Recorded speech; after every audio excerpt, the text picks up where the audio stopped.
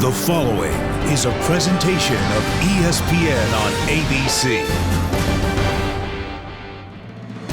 St. Petersburg, the booming city on Florida's Gulf Coast, where again this year downtown city streets have become a racetrack. Welcome to the Firestone Grand Prix, the season opener for the Verizon IndyCar Series. The lead story this year in IndyCar racing is the debut of a new generation car, 2 years in the making. Fans, drivers, everyone's excited to see what it can do on the racetrack. What's different this year? Jan Bikas explains. Well, Alan, of course, it has a cool, new, sleek, and aggressive look to the car, but it's also been designed to race better. So on the top side, you're sleek, but underneath, it's designed to produce more downforce. Now, when they have slipstreamed the top, you can see these rear wing, and all the wing surfaces are less. The idea? Less turbulence so the drivers can follow closer together. But for Will Power today and company, with all the reduced wings, he will have about 1,000 pounds less downforce to help him in the corners. They say they have to grab a hold of the wheel, it raises your heart rate, and they definitely have to raise their game, Alan. Gonna be a lot of fun. Thanks, Jan. Alan Bestwick with Eddie Cheever and Scott Goodyear. Glad you're with us. So all the talk about the car. What are we going to see for the season and for the race? Well, Alan, these sleek little missiles, as we're calling them now, are really different to drive. Before, as Jan said, a lot of downforce, and now we're back to our era, Eddie, where not so much grip on the racetrack. So, into braking zones, a little bit more difficult to handle. Trying to get through the turns, not as much grip. Trying to put the power down with all that horsepower, the tires are spinning. So the drivers today are working a lot harder, as Jan mentioned. But for us, I think, Eddie, it's going to be an exciting race because all the drivers are going, we don't know what we got. I'm going to distill to what you said down to one word: chaos. Lots of chaos. You have really talented rookies that want to beat the old season pros. You have new cars. You have the first race of the season. When you put all that together, it is going to be incredibly exciting. I have no idea what is going to happen in this race. Well, what we've seen over the course of the weekend in practice and qualifying was chaos. A lot of guys struggling to find the limits of this car. And a lot of the senior guys that you think would not make a mistake right there, 14 of Tony Kanaan, the veterans were having issues on the racetrack. Getting to know all these brand new cars as we ride along with everybody, including some of the rookies, it is right now, look at this, watch this, slipping around with Graham Rahal, trying to put the power down, which is what I talked about before. Brakes are locking up, Jordan King, a rookie, going into the tire barrier. We might see some of that here today. But it was really entertaining. Yeah, it's going to be a lot of fun. We have no idea what's going to happen. One thing to throw a wrinkle into, a rookie on the pole. Robert Wickens making his first IndyCar start. More on that coming up from Pit Road in just a minute. First, at the head of the grid, three-time Indy 500 winner and three-time St. Pete winner, Helio Castroneves, to give the command. St. Petersburg race fans, are you ready? It's time for those most famous words in all of sports. Here to give the command, please welcome today's Grand Marshal, three-time Firestone Grand Prix winner and three-time Indianapolis 500 champion, Helio Castroneves. Woo! All right, drivers of the 2018 Verizon IndyCar Series, start your engine!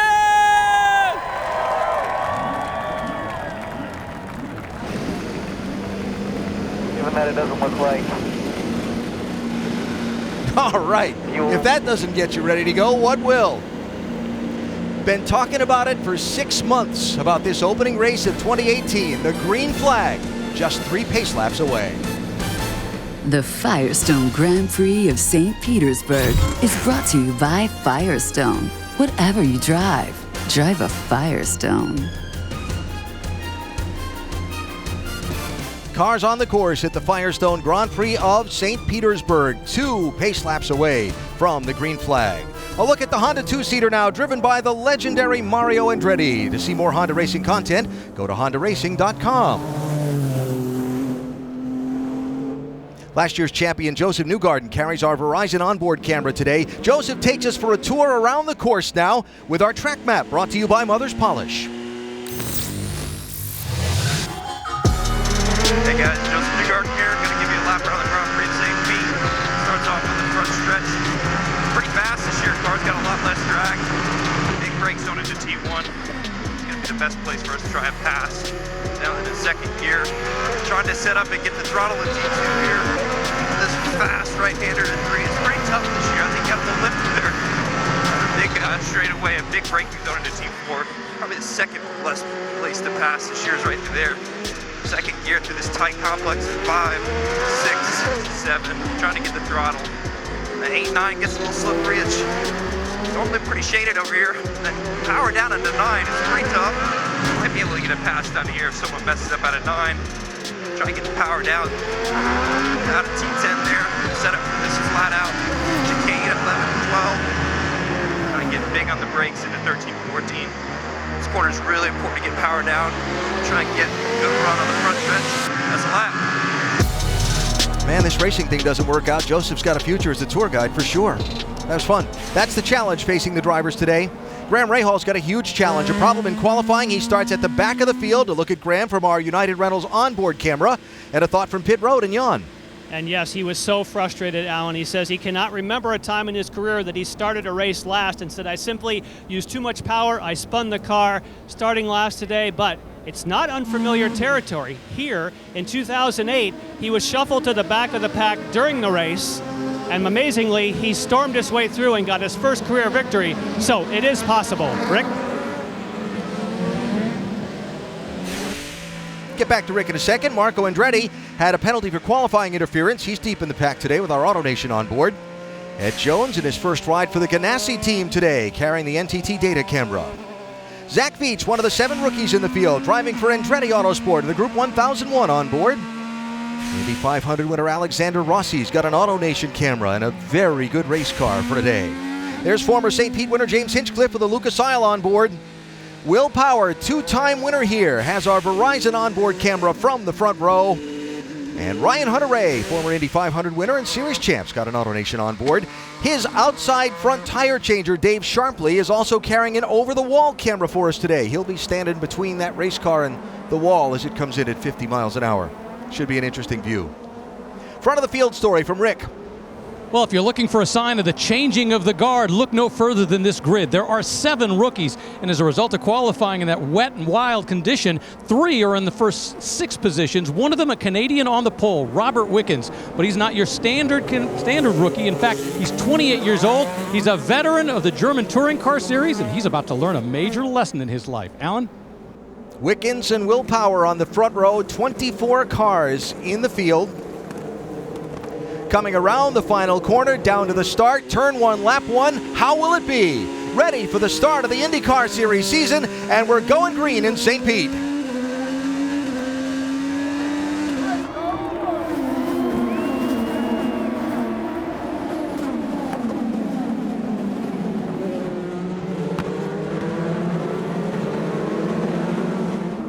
Oh, trouble! Around in turn 2. Will Power. And he keeps going. But what did he damage on that machine? How did he get sideways there? That was almost just a straight between 2 corners. Maybe somebody touched him from behind. No, I think actually with Wickens and Power going through there side by side through 2 and 3, probably Will just ran out of room, but give Robert Wickens a big nod up because he just ended up starting beside a guy that's been 187 starts in Indy cars with 32 wins. More trouble. That's Tony Kanaan around.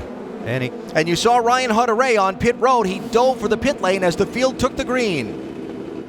He's looking desperately for reverse. Car still running. You can tell because the numeral on the digital readout is still there, and you can hear it. All right, Hunter-Reay leaving pit road. Jan? If I start finish now, you're going to beat him around. Oh. Yes, you can hear the radio communication. Ryan Hunter-Reay said the car would not accelerate. They made a quick pit stop to change the ECU, or engine control unit. The good news, as you heard on the radio, it looks like he is going to beat the leaders out, and at this point has not lost a lap. Oh, that was awkward for Kanaan. And an eventful first lap for sure. Yet no caution flag.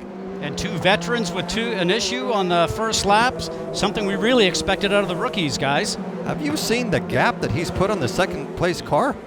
Well, everybody had to check up for Power spinning in front of him, right? Now he has nothing to worry about other than the track. There's nobody attacking him. All right, what happened to Will Power in that first series of corners? Oh, Hey, that looked like it just happened by. Oh, yeah. Rear wing. Wow. And by himself, just trying to get back on the power. We saw that. This should tell us. Yeah. Do they touch? No. No. I mean, give Will Power credit. He did not want to rub against Robert Wickens. And Charlie Kimball is off. He is stalled. That is in turn 13 and 14. Kimball driving for the new Carlin Racing team in the series. And you stalled out. And there you see where he is on the track, the last corner before pit entry. And I think they said his engine is stalled. That's a bad place to be, because if you have any brake trouble, that's where the car naturally ends up.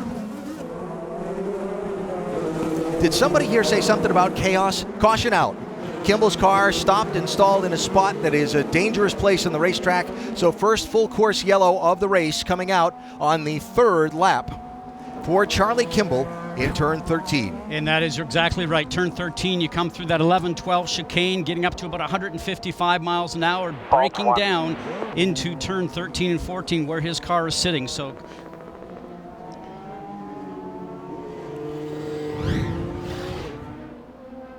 well, you can see that Charlie was up over the curb, Eddie, so probably just a little problem under braking, as we talked about, because these cars don't have as much grip as they did before, and cold tires. We got to bring that camera back a little bit to see where that started. Look at Kanan trying to get back in. There's no room, and he gets spun around. Zach Veach lost a piece of his front wing, it looked like, in that squeeze. And we heard Tony on the radio. He was not very happy with that, that's for sure. And you had mentioned a great start by Robert Wickens. Here's a guy that was on the fast track towards Formula One and had an opportunity to go test with a Mercedes DTM team and was noticed by a guy by the name of Toto Wolff and had the opportunity to go and test a DTM car. And when he did that, he got onto the Formula One track program, as they call it, and just never got into a car itself besides the test, and didn't have an opportunity to get involved in Formula One, but certainly a guy capable of racing single-seater cars, as we see here. Quick reminder, if you're looking for the Spanish language commentary today, activate the SAP button on your television, presented by ESPN Deportes. So, chaos, mayhem, favorites with early trouble. And we have another restart. And just the first couple of laps of this race. Sebastian Bourdais, last year's winner, has made a pit stop. You see him just rejoining the tail end of the field. He apparently had a puncture, a flat tire, no doubt in some contact in those first couple of laps shuffle. Let's talk about the car for a second. They've lost a lot of downforce. They're not as easy to drive as they had before. So every time they're racing somebody, you have to go over the limit to get by them or to defend yourself. And when you do that, you're in a zone where you don't know how the car is going to handle. I think this might be the first time many of these drivers are driving with a full tank of fuel, Scott. Well, and they do certainly have their warm-up right now as we see Will Power coming into pit lane. And Rick, you got some more on the 12? Yeah, in fact, they were talking to him, Roger Penske now in his ear, now that Elio's not in this. They asked if the tires are good, we'd like you to stay out. And he came back on the radio and said, they're not, I need to come in. So the primary goal here is to come in, get tires, make sure everything's okay. They're double checking the rear wing as well. Looks like they may take that off as well. Jan? And Ryan Hunter-Reay has come back onto pit road. And the good news is that was only a 3.7 second stop because they had to only top off with fuel. It sounds like the car is clean now. And what they were hoping for is a full course caution, and he got it on the lead lap. Alan?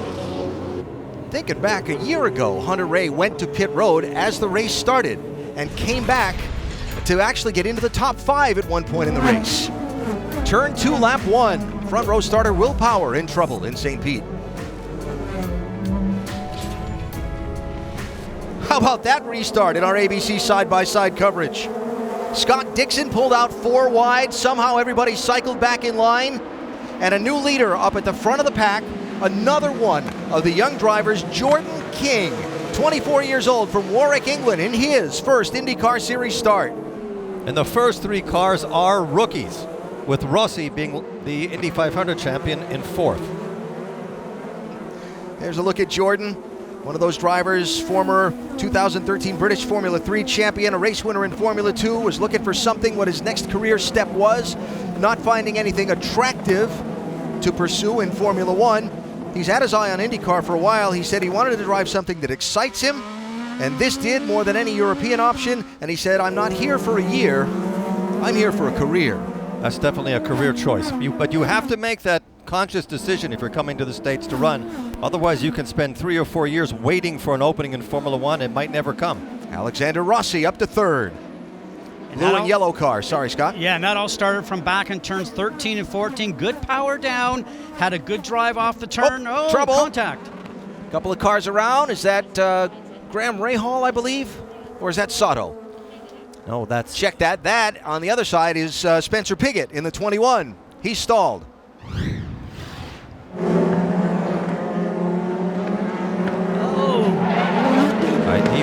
He was out of control before he got to the apex of the corner. Yeah, when you come diving into the turn like that on the painted tarmac, it just has no grip, and they lost the back end of the car, and around he went.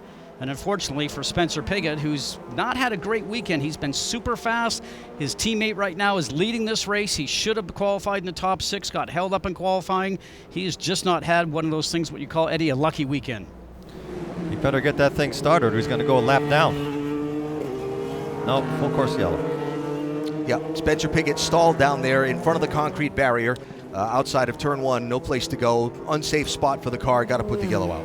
Anytime you have a car like we did just with Charlie Kimball at the end of a long straightaway, perfect thought by race control to make sure that you don't put those guys in jeopardy. All right, restarted. Away he goes. But the field will be gathered up again. Orlando, Florida native Spencer Pigot with a full season ride for Ed Carpenter Racing this year. One of many changes on the grid from when we last saw the series in action at the Sonoma season finale. So Jordan King out in front in his first ever IndyCar start. Robert Wickens runs second in his first ever IndyCar start. And Alexander Rossi followed by Matheus Leist, 19 years old, driving for AJ Foyt, youngster out of Brazil. Got a big smile, big mop of hair on his head. Not a scrap of body fat on him. But when you hear AJ Foyt say to you, this kid's fast. And I have to add something to that. He won the 2016 British Formula 3 Championship, what happened to be won also by a certain Ayrton Senna. Wow. So I'm not saying it's Senna, but I'm saying he started off in the right position here. Yep. And he's been very quick. Yep. Well, and Tony says that he's fearless, and he says he's going to be very quick. Would not be surprised if he wins a race this year, and that was before qualifying. Well, we'll see. And we're... All right, so field gathered up behind the pace car for a second time in this race. Pit road open here. Don't know if we'll see any takers at the back, but you'll see it in our side-by-side coverage. Yellow flag, number 2 at St. Pete.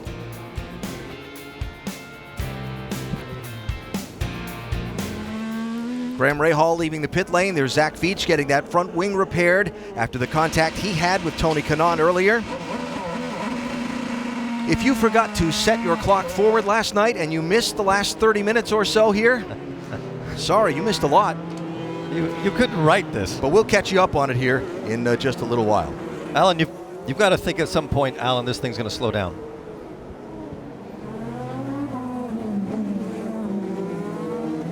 All right, so one more lap under caution before we see the restart. So we will take a break here and come back for the green flag and see what else happens down in turn 1. Last time by, just after the green flag waved, little more chaos.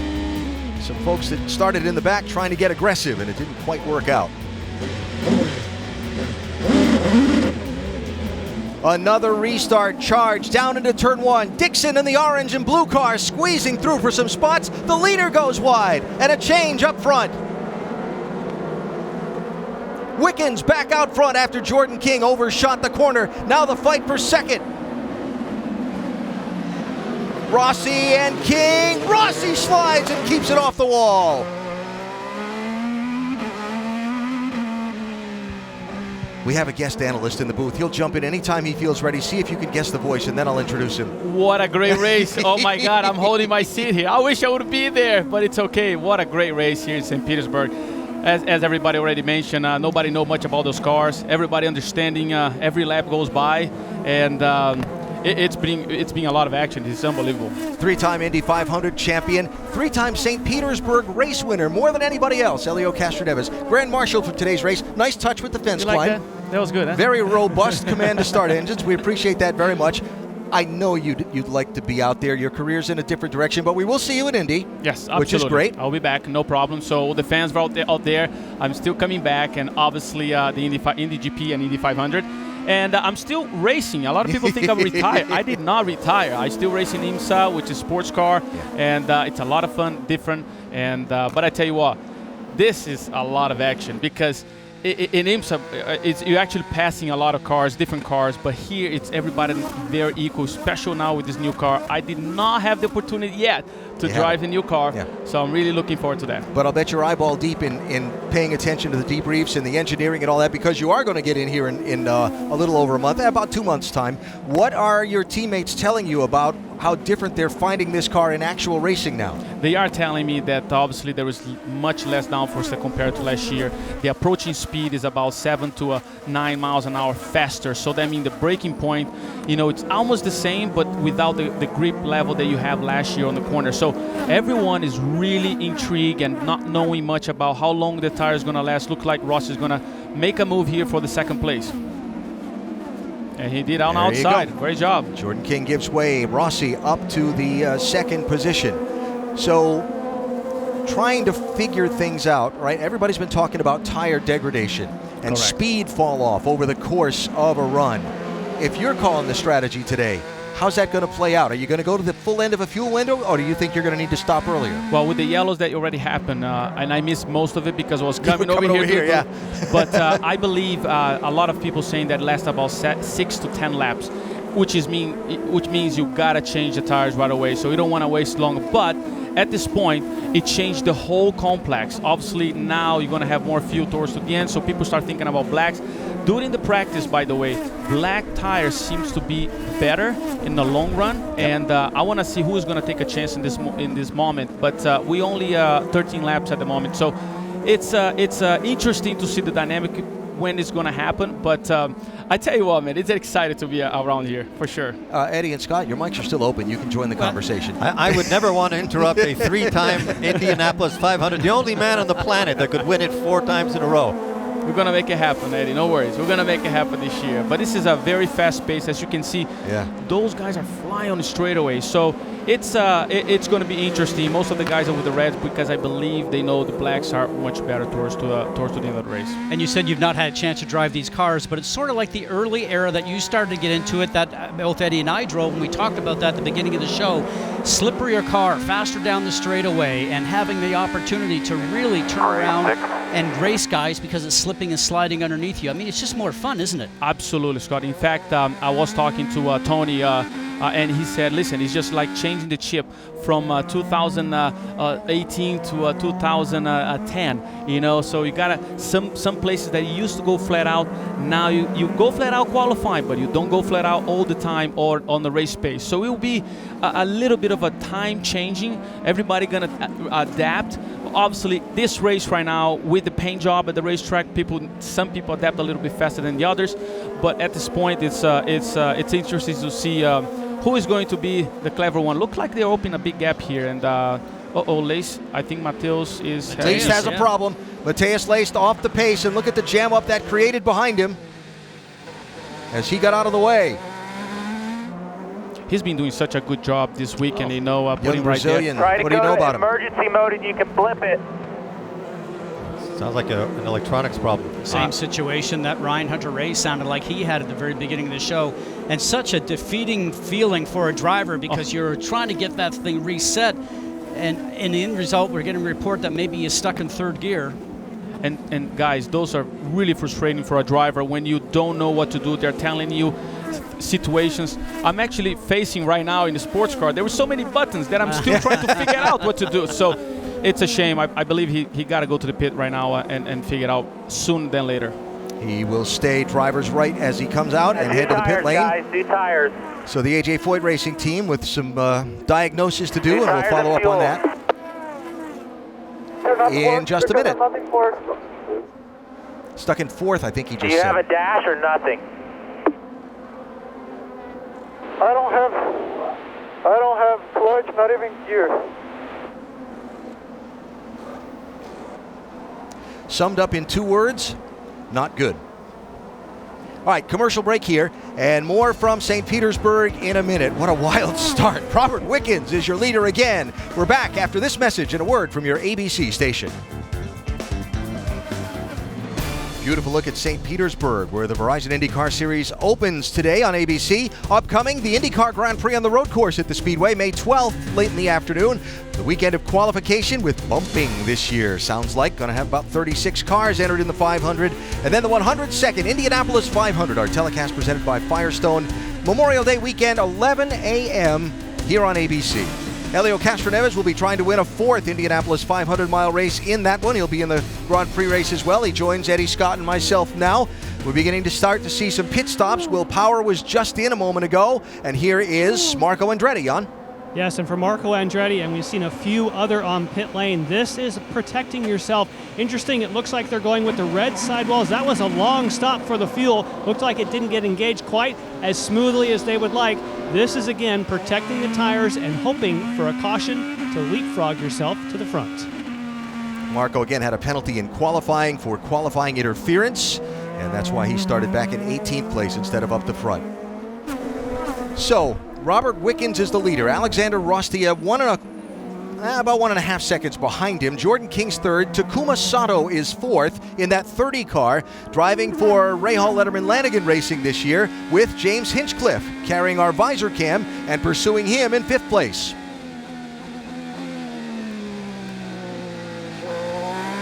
And you ride along here and you see how narrow this racetrack is. It's now coming to 28, coming in with Ryan Hunter-Reay. And Scott, I really think this is a situation where Ryan Hunter-Reay, we know he went to the back, and what a great look here to watch how it takes place from the chief mechanic up front.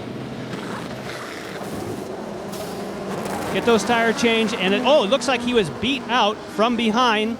That was Ed Jones, of course, now driving in the colors we used to be familiar with Tony Kanaan, now with the Ganassi team. And again, this strategy here, you might as well go for 4 stops with fresh tires and race with people who are thinking about stopping only 3 times.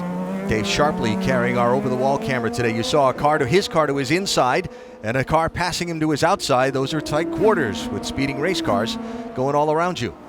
4-stop strategy. Our guest, Helio Castroneves, said, exactly. I'm like, wow, last year I think 2 years were 3 stops, and it just showed that the Firestone tires are, the red ones are degraded a little bit more because we don't have as much downforce now.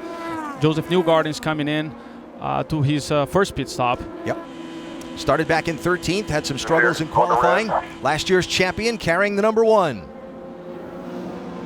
Yeah, some drivers have chosen not to do it, but Simon Pagenaud wanted the number 1, and so did Joseph Newgarden. Joseph Newgarden got caught out in qualifying yesterday, did not make the top 12. He said both he needed to do something and the team needed to do something. But going in after this morning's warm-up, he said he felt pretty good about this car.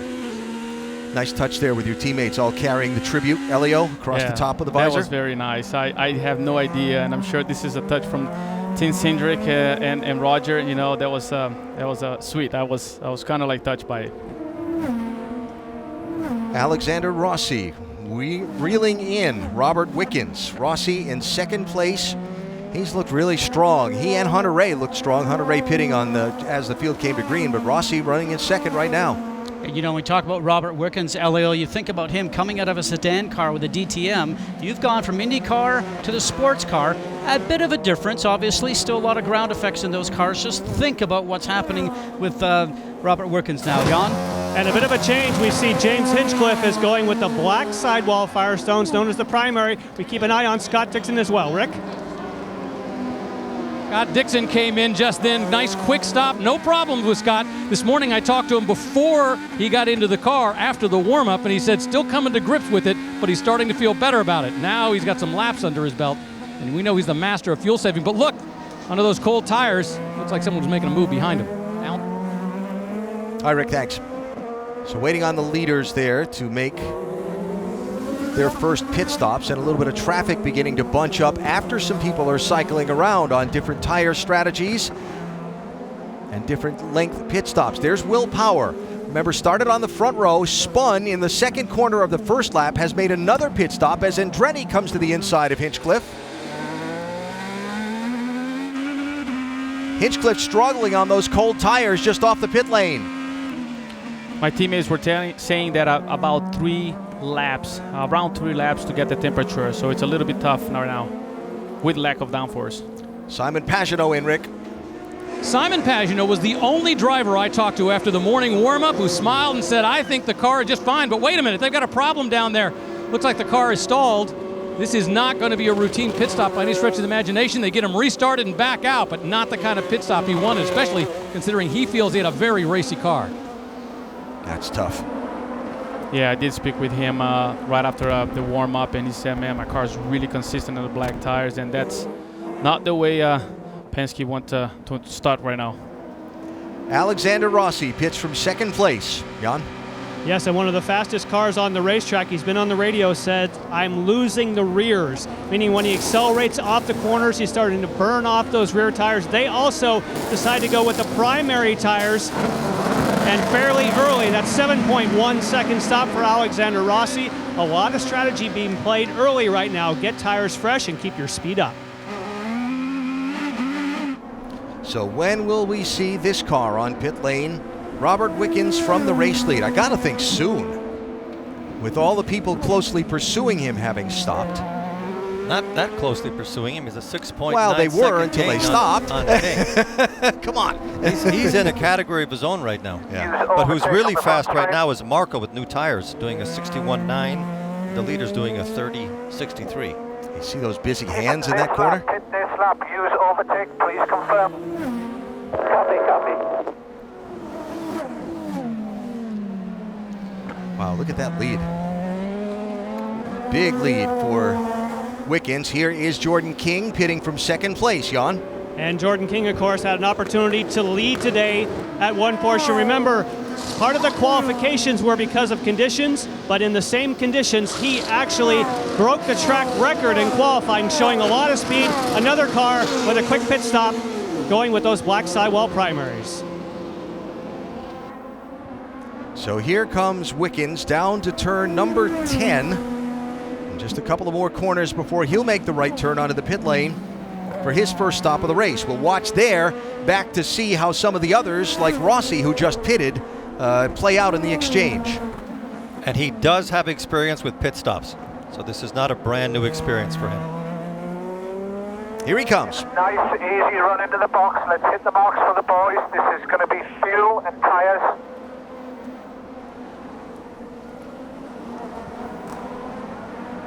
Robert Wickens learned how to qualify, learned how to lead. Now he's learning how to do an IndyCar pit stop. That's what he's new at. So far, things have gone fine. He was working on fuel saving, but just before he came in, they told him on that lap, use the push to pass, use the overtake. Burn it as much as you want, go as fast as you can, with the idea being that his in-lap hopefully would be fast enough to keep him ahead of Rossi when he goes back out. And there goes Rossi. Wickens to the pit exit. That was close. But Rossi has hot tires on, and he doesn't, so he's got to drive really defensively for the next 2 laps. But he's got 3 cars between himself and Rossi as a cushion. And this section of the racetrack is very difficult to pass in here, so he'll be able to hold everybody behind him.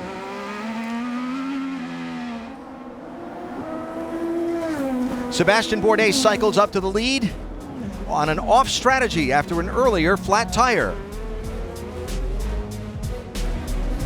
There is the race for the lead in the Firestone Grand Prix of St. Petersburg. Hometowner Sebastian Bourdais in that neon yellow and black number 18, being chased by Spencer Pigot. Both drivers had trouble earlier. Punctured tire for Bourdais, cycled him to the back. Pigot stalled after contact from Graham Rahal. That can't be good for a race car. What is that? Yeah, that's pieces of carbon fiber, obviously, off of a race car. So those little pieces stay on the racetrack and can actually cut a tire. So that's what all the drivers certainly need to know with the alert of that flag about what's on the race course. Look at this, down to the inside, Will Power. Surprise, Ed Jones, somebody's coming through. And who's on the outside? 2 by 2. Penske, don't hit each other. Teammate rules. I know. Ooh. Oh, trouble laced. he was having issue. Yeah, and we were just saying in the break, weren't we, that you know, when you're a rookie, you get anxious because now you're expecting to do well, and all of a sudden the car is having problems. You're in the pit lane, you want to do so much more and try to overdrive it, and this is the result. Yeah, we don't know the fact if there was a gearbox problem or certainly some ECU or electronics, and I wonder if that was the cause of the crash. But you know, as you said, rookie, first time, but he did phenomenal. I mean, it's tough to finish the race like that, but obviously it's still a long season ahead of him. Now his issue is coming back to speak to him. AJ Foyt. And we heard about Tony. Tony's always said, this guy has no filter. He's going to say how it is. Straight from the heart. Heart to the mouth. All right, this is the best look at it that we have been able to capture. Coming off there, that's the exit of 3, and boy, that just didn't that's turn. A hard hit, hard hit. Ooh. Do you think he might touch on the right side? He could have caught it and shot it across the track, absolutely, possibly. But look at the round circles of how long he was on the wall. He kept going on and off, on and off, on and off. Yeah. Or something broken in the car, because line looked good. Well, that stuff we saw on the track from the lap before came from somewhere, right? So yellow flag number 3. A quick break, some pit stops in a minute.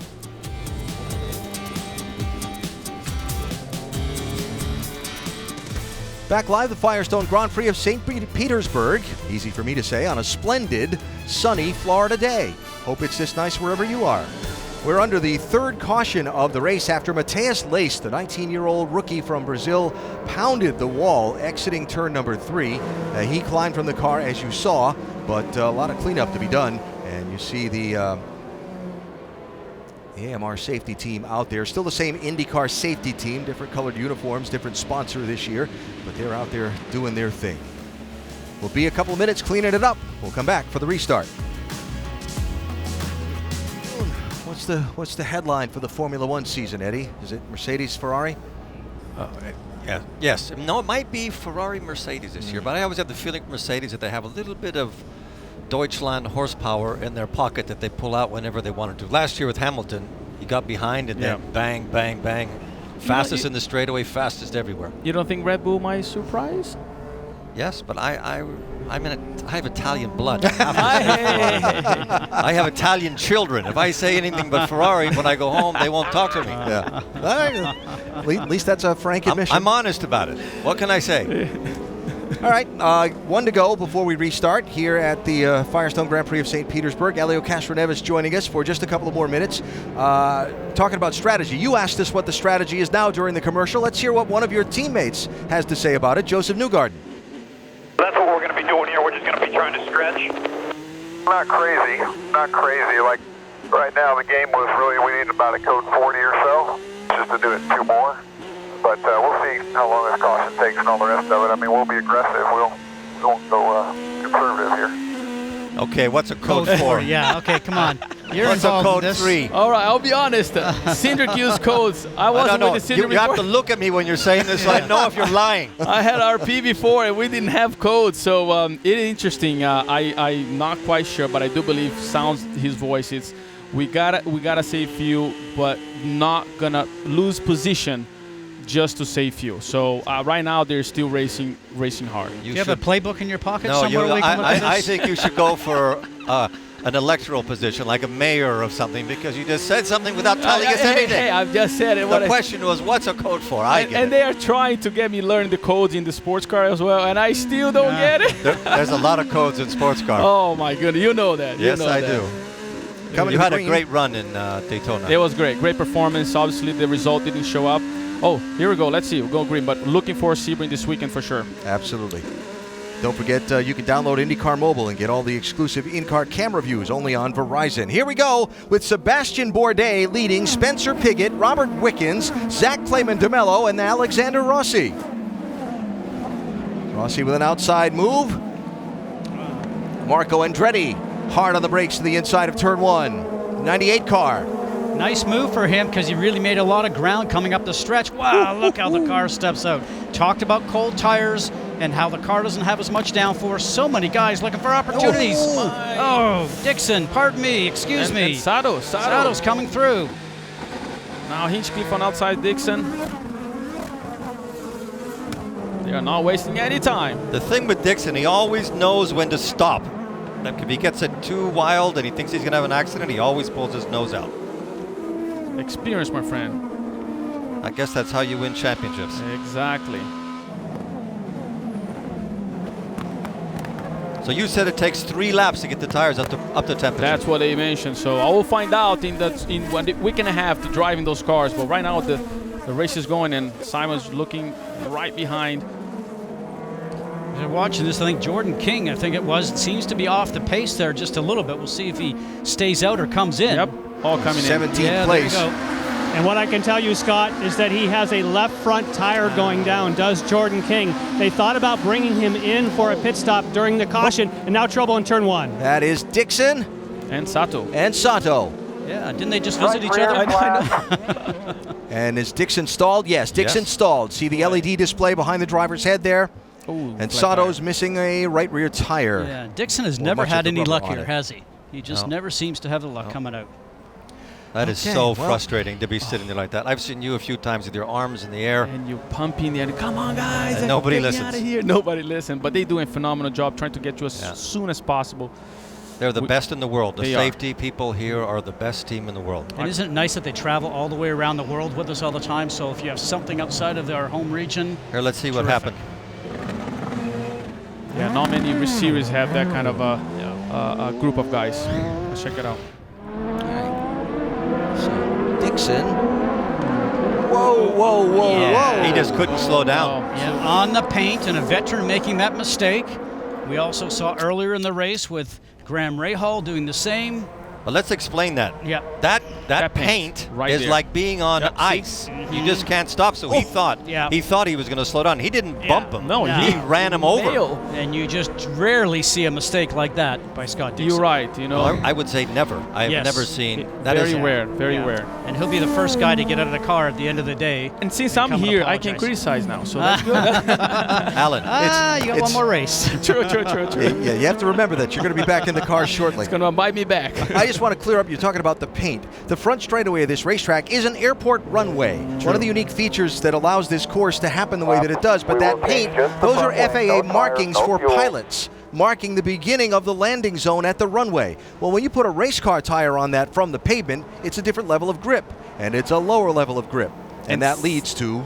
And somehow this year, and I spoke with Joseph, they didn't put some sort of abrasiveness. It's completely clear, and that what's causing all these issues. Can you imagine what that must have been like yesterday qualifying when there was water on that?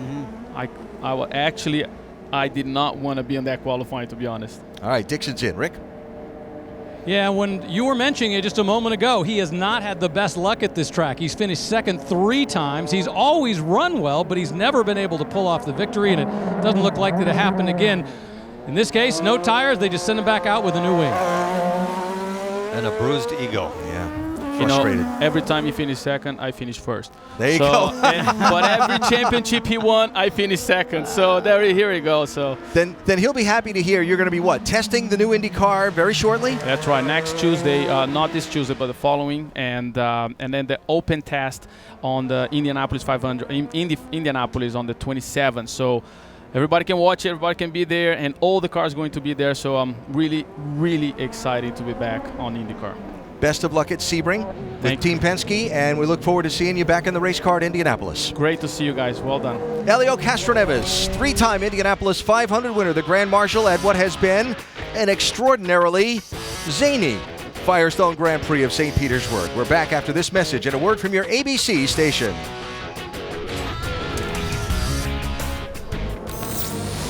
Our Honda race rundown shows us a lot has happened in just 37 laps at St. Petersburg. Robert Wickens led the field to the start. He and Will Power into the second corner of lap number 1 side by side, and it did not work out for Power.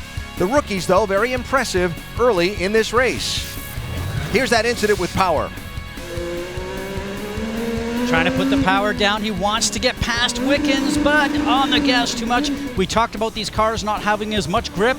Car spins around and makes contact with the wall. With Graham Rahal here, just one of these things that we've seen along with Scott Dixon also. Just a lot of bonsai moves, as we call it. And here we come, Dixon coming hard on the inside. misjudges his speed and ends up hitting the backside of Takuma Sato. That really wasn't a bonsai move. Under normal conditions, he would have made it. It was just too slippery. There's no rubber down there. You hit that painted strip, it's like being on ice. Coming to the restart, Scott Dixon, penalty avoidable contact to the rear of the field. Sebastian Bourdais, last year's winner, leads the field. Big scramble already as they come up through the gears.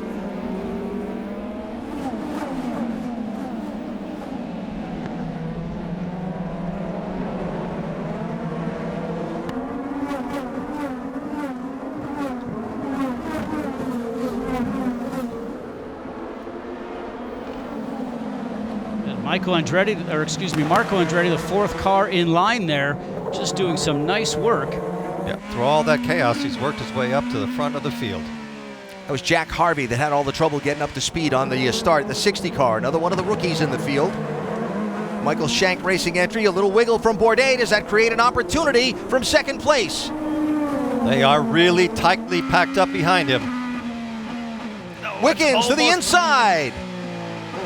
Well, you can't do it any better than that, Scott. Yeah, textbook. Robert Wickens back to the front.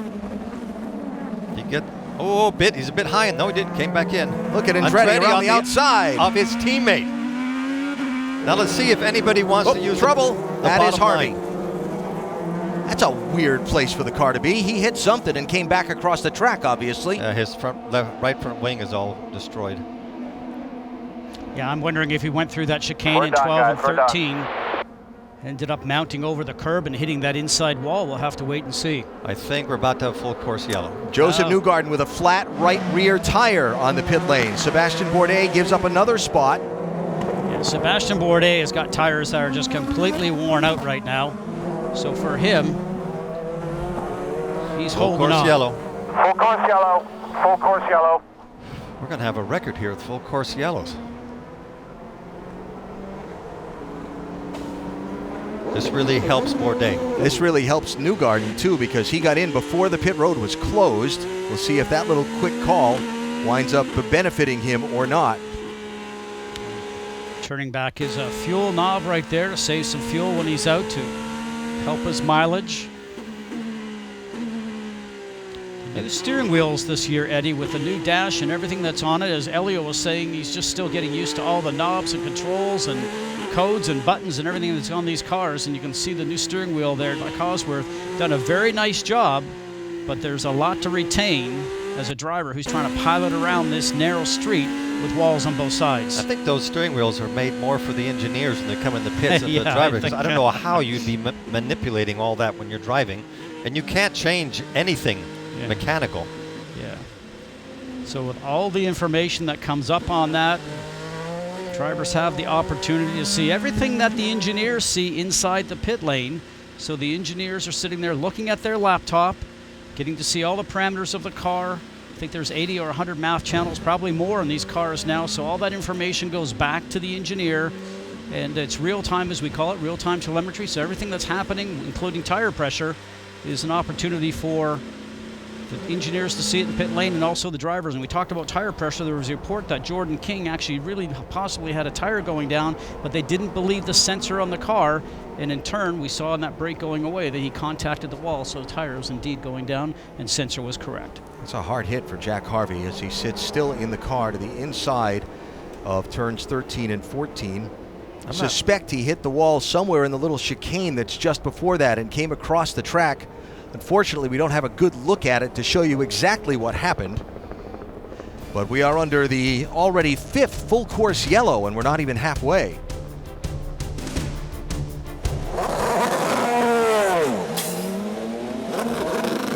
Some pit, some do not. Sebastian Bourdais had not stopped since very early in the race, so he needed to come in for some fresh rubber. There's Graham Rahal leaving. Joseph Newgarden back in on the pit lane as we welcome you back to the Firestone Grand Prix of St. Petersburg. 5th yellow flag of the race, and we're shy of halfway. It has been chaotic. And it keeps swinging back and forth. When you think somebody's got the right strategy, there's another yellow and has to start all over again. Yeah. So up until a few minutes ago, Marco Andretti was looking really good. Now he has come in for tires, and we'll see if he can redo that run again. So Sebastian Bourdais cycles from racing for the lead back to 14th spot, Rick.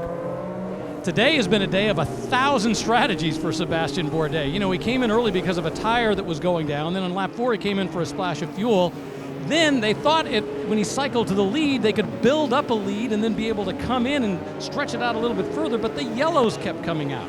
So they'd think they were coming in. Then they stayed out. Then they thought they were coming in. They stayed out. They finally decided this time they didn't want to push it any further. They brought him in, got him fuel. It cycles him to the back, but it puts him on a different strategy. And as we saw last year, sometimes a different strategy can win. Well, you know the thing in your GPS that says recalculating. Yeah. I'll bet anybody that wants to take the bet there will be another full course yellow. Oh, just one? Just one. Yeah, just one. Less. They're getting the time between the full course yellows is getting a little bit longer. All right, one to go here. As we went to our side-by-side coverage, you saw Jack Harvey finally climb from his damaged car. This is the one look that we have that somewhat shows us what happened as we scour through the various cameras. This is a tough part of the racetrack here. That wasn't the one. Yeah. Here, try this one. Here, watch off to the right here.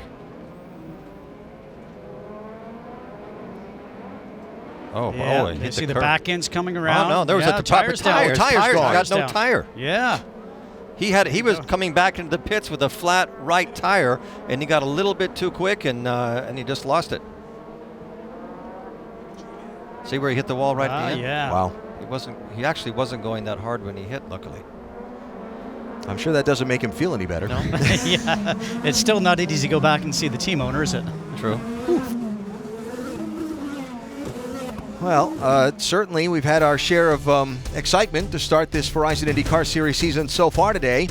Our friends at NBCSN take over the trip through Alabama and out to the West Coast and Phoenix and Long Beach. Then we rejoin you from the Speedway for the road course race, the IndyCar Grand Prix, May 12th, 3:30 Eastern, Indianapolis 500 qualification weekend, the 19th and 20th of May, and then the 102nd Indianapolis 500-mile race. Our telecast presented by Firestone on Sunday of Memorial Day weekend at 11 a.m. East. And the rumor is we will have bumping at Indy. Yeah, 36 cars. I think I said that earlier. 36 cars is what we're hearing to expect, which means on the Saturday of qualification, that's the day you set the 33. I don't think we can say that enough. It'll be a lot of fun. So Robert Wickens is your race leader. And what a great way to spend your first day in a Verizon IndyCar race. He's making his mark. With all these yellows, how many more laps do we need before we can actually make it with one more? No, mate, it's a really big ask. We're just going to stick to the plan. Okay, copy. So I don't really need to save then, do I? That's correct. Yeah, they had to come on and remind him. Remember, we're only 41 laps into a 110-lap race. It may seem like it's been all day, but there's so much to do. Now, I will tell you, they came on the radio just a moment ago and said when the green flag drops, you go like heck, shall we say. In other words, no fuel saving. You are free to go as fast as you can. I don't think he's been hanging around from the beginning. He's been on pace the whole time.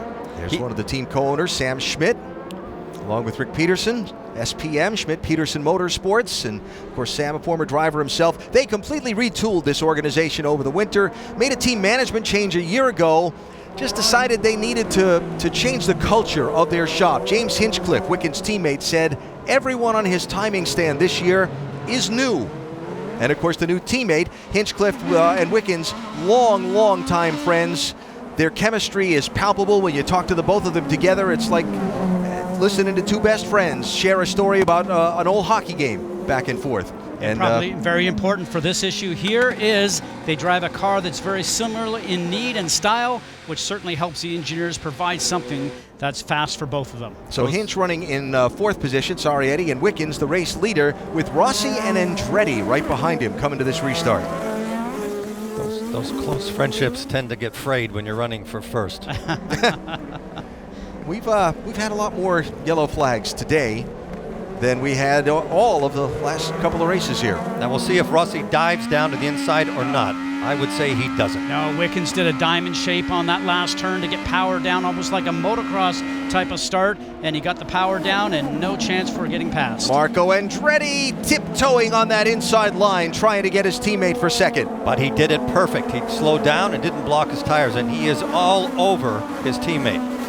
Now, the one thing about Marco Andretti's race so far, Marco has only run one of the 2 tire compounds in this race. You see the alternate tires, the softer red sidewall tires. You got to run both compounds of tire in the race. Marco hasn't been on the primary tires yet in this one. After a couple of laps, once the tires have warmed up, and these red sidewall tires should warm up a little quicker because they're softer. If it's a short run, it's a benefit to Marco. If it's a long run, those tires might start to get hot, might start to go off, and then you end up having the guys with the black regular tires start to lead away from The you. trick today here is to have fresh tires every chance you get. I don't think the tires are wearing as well as they're expecting, because the cars don't have much downforce and they're slipping and sliding all over the place, just ripping tire rubber off the tires. So Bourdais went from racing for the lead back to 14th place now after the caution in the cycle of strategy. So you got to look at him in that 18 car along with Graham Rahal and some of the other drivers who pitted there trying to fight their way back through the traffic. And if you think you can predict how this is going to turn out and where the cautions and the strategy is going to be, good luck, because at this point it's a toss-up. Just look how they weave through the city streets, those walls there. This place is so bumpy. There has been a little bit of repaving going. Graham Rahal trying to march his way back up. Looks like his teammate directly in front of him, the 30 of Takuma Sato. Look at the back. Look at the back slide. Yep. That's Max Chilton right there in front of him. It's in What looking car. an amazing Blue and white. camera angle. So part of the redesign of this race car, the IndyCar Series, very nicely designed in new places for onboard TV cameras to bring you more of the action He's gonna at make home. a run at it. You mentioned, Eddie, about the car sliding around. He was not able to get the power down for Max Chilton and ended up being about 3 or 5 miles an hour slower at the end of the straight. Graham Rahal takes advantage. Look, and he's looking for that spot on the track that has grip. Got that new look out the nose of the car. Also have one on the rear attenuator looking right out the back of the car. I'm sure you'll see a lot of those as the season goes on. Ed Jones looking inside of Max Chilton. Jones in the 10 gets the spot. Chilton certainly looks like he's struggling right now with overall grip. Here comes Scott Dixon. 3 wide to turn 4. Dixon backs out. Yep. That was Zach Clayman DeMello who went through in the 19, one of the rookies. The youngster from Montreal.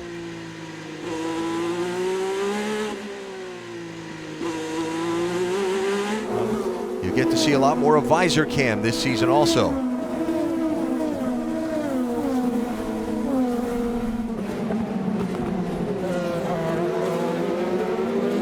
Certainly not the weekend that Joseph Newgarden thought he would have. We'd be watching the #1 Hitachi car on board. Team says he has such a work ethic, not only working out, but anytime he's not doing promotion on the road, inside the shop. Team manager Kyle Moyer said that he's still like a kid in the candy store every time he comes in. Can't believe what they have available at Penske for him to use. And the thing that I loved last year when he joined the team, he said, I even have somebody who takes care of my helmet for me. When you drive for Team Penske, it's not just a job, it's a lifestyle. The whole thing, they just take over everything and you become part of the family. So this is an example here of drivers on different tire schedules. Chilton, one of the last cars in line that stayed on the track under that last yellow, being passed by guys who just took fresh tires. Because Chilton has over 20, I think 25 if I looked at his tires right now. Dixon.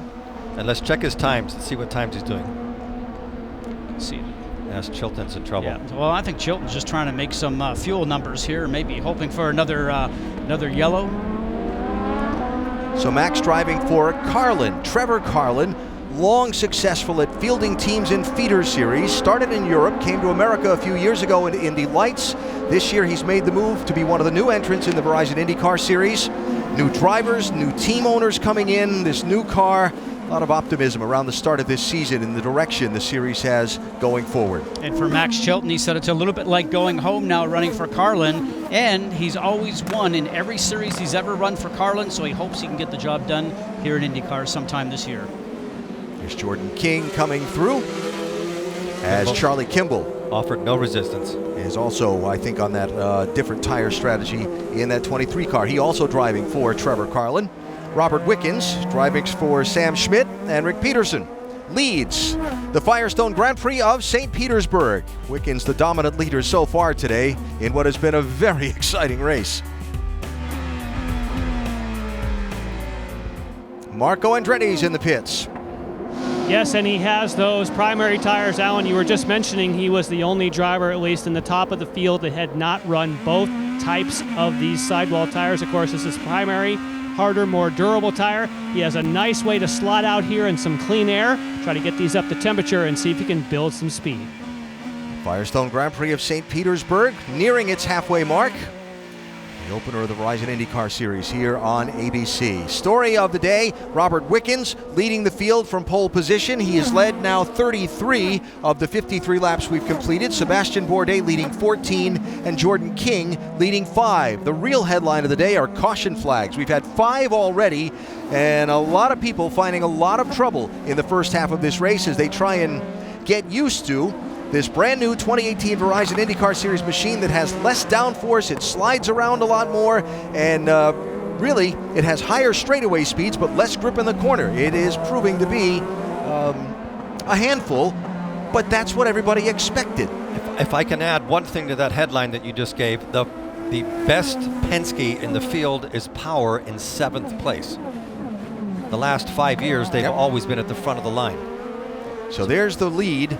It is Wickens and Alexander Rossi who runs in 2nd place, Jan. Yes, and Rob Edwards is on the radio talking to Alexander. Now, it looks like the strategy is intriguing. You're only 2 laps away from when Wickens pitted. Looks like maybe 2 stops. What's the call? No, it'll be 3 stops. We got 2 more to make. Just trying to decide when's the optimum time to make them. How do you feel the durability is between, you have to make a decision on the red alternates or the black primaries? You've now seen your teammate, for instance, Marco Andretti just pit. Which way do you want to go? I think it's a little bit car dependent for us. We're pretty happy on the black tires, but obviously if there's a lot of restarts and so on, need to be cognizant of the red tires maybe at the end. All right, thank you, Rob. And of course, yes, 2 to go as far as pit stops go, which will mean 4 for some people and 3 for others. Pit stop for Will Power here. Tony Kanaan also in. Max Chilton, who we saw struggling on some older tires, is at the very far end of pit lane. Laps are so important as you ride along now with Will Power. Tony Kanaan just behind 2 veterans who now get the car up to speed. Takes 2 or 3 laps is the report right now till the drivers feel confident that the car is really underneath them. Sebastian Bourdais, little look underneath Zach Veach. That was nicely done. From both drivers. That's one of those things that... We're going to pit this lap. So Bourdais up to 7th place. Remember, he was the leader earlier, got cycled back to 14th on pit stops. Rick? And let's talk about strategies. When he last pitted, it was late in the game. Bourdais' plan right now is to potentially do the rest of this race on just 1 stop. If he can pull that off and still maintain speed, he may cycle to the front. That might be easier to do this year than it has been in the past because pace isn't really the issue, it's consistency. So if you can find a way to be fast enough and not use your tires, you could stretch that out to where you can do just 1 more stop. So Max Chilton just off the pit lane in between 1st and 2nd. Rossi able to clear him there, but you see the leader's gotten away from him just a little bit. Just a very tidy job by Robert Wickens.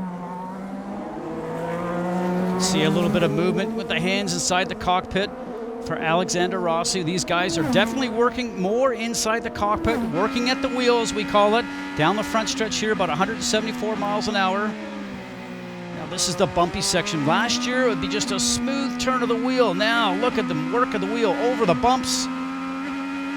Back up to 6th gear, about 150 miles an hour, hard on the brakes. This is where everybody was running off before, that turn 4 that we just passed. And here drivers were saying last year you could put the power down and not have to worry about having the back slide out and hit the wall. Here it's like threading a needle. Out of 9. This is the fast section, Eddie. A lot of guys could not do this kink we're about ready to come up to flat out. When they first got the car here, new as we talked about, hard braking. And this is the section that we saw Jack Harvey have a problem in. This is flat out. Look at the speed. A lot more work for drivers. As Jan mentioned earlier in the telecast, the heart rate is up. Scott Dixon, Joseph Newgarden, 9 and 1. They are in 11th and 12th. Zach Clayman DeMello is just in front of them in 10th. He's in that 19 car. Talked about the young rookie out of Montreal. A picture of what Clayman DeMello is. Let's see, the hat backwards, the body art, very relaxed posture, and a handful of race car right there. But very confident, knows he's got a lot to learn, but he has proven in the feeder series he's fast. I had a driver like that once. His name was Buddy Rice. Yep. Worked out okay, didn't it? Yes, he did. He went on and won the Indy 500. He's very colorful. He seems very confident in the position that he's in. And he's got somebody behind him that wants to pass him in a hurry, Dixon. So we'll see how he can guard against that pressure. So again, this going on back for 10th, 11th, and 12th. And it is about 28 seconds behind the leader, Robert Wickens. Wickens out in front. We're just past halfway here in St. Pete. We'll come back after this message and a word from your ABC station. Back live at St. Pete, the leaders on pit road. Robert Wickens brings it in. So far, it's been a picture-perfect day for him. He's done everything right. They reminded him on the way in, use push to pass, get his stop. That's a delayed stop. As you can see on the left rear, it was a little bit longer than they wanted, Jan. And his teammate takes the same lap to make a pit stop, and interestingly, he is going with scrubbed red sidewall tires, so they already have a heat cycle in these. That is a new strategy that I've not seen anyone else try. So split between the team cars on different strategies with tires. So there's your new leader, Alexander Rossi, but again, we'll expect to see him on the pit lane some point in the not too distant future. Rossi, the Indianapolis 500 winner at Watkins Glen late in last season, really went on a streak at the end of the year last year. Said he started last year, he and his team wanted to win so badly that he and his engineer kind of maybe overlooked some basics in their communication and the way they were going about things. They had a little bit of an opportunity to reset midway through the year, and he finished last season on a real tear. And so far on the opening weekend of this year, he has had a lot of pace. And he seems like he's a lot more confident. When you have an end of season like that and you can win a race and you get stronger and stronger and you communicate better with your engineer, that's why he's up front like this, because he has explained to the engineer what he needs in the car and it's working. And if you look at the hands, if you don't make those corrections in the steering wheel, you will crash. So every one of those instinctive corrections you make are because the back of the car is sliding around. And as Scott said earlier, it's a cardiovascular workout because you just don't sit there and turn and hold on. You have to be continuously correcting. I think the previous car was almost like a video game where it was sort of point to point, and now you've got a lot more of the physical interaction going on inside the cockpit, much like our day. Let's try to explain downforce. He's coming in the pits,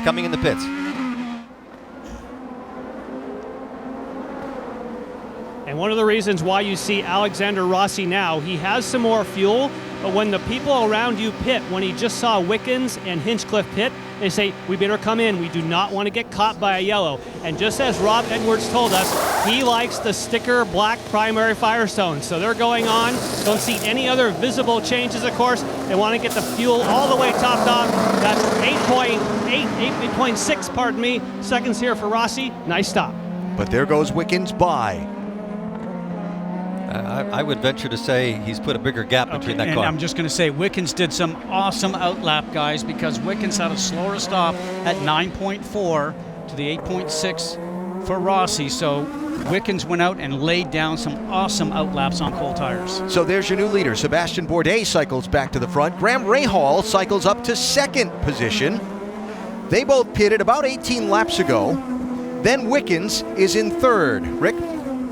It's interesting listening to the way the crew's been talking to them. Traditionally, we talk about push to pass when you're either trying to pass somebody or defending from a pass.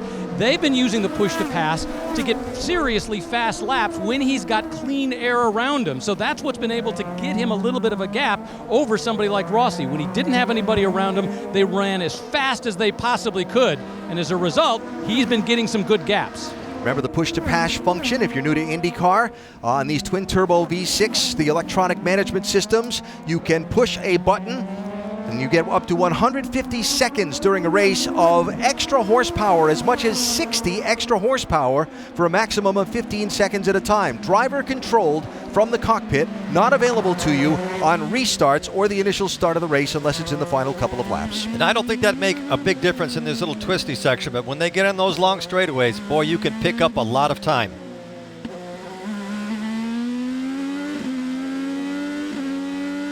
Witkins really wants to get past Rahal, and if you could tell him, you'd have to tell him that he is one of the most difficult people to pass on the circuit. Now for Rahal, he has pitted earlier, so his tires are worn just a little bit more. As Witkins continues to get another lap or two on here, his tires will be up to temperature. Close. Oh, look at that corner. He's close. Oh, power down was awesome at that point in time. Which new tires do for you? Here he goes. He does have fuel to burn. He does have fuel to burn. We do not. There you go. There's the explanation why he got so much quicker. Well, he also hit the push to pass button. Because he could burn it. Yep. Frustrating for Graham, and I can only imagine how frustrating it is for a driver when you're on a fuel number. And to make your strategy work, you've got to drive lap times that are not just everything you can do. It's, yeah, we need to tune the engine down a little bit electronically, or you need to just run a little bit slower lap time for us here in the pits. It is immensely frustrating.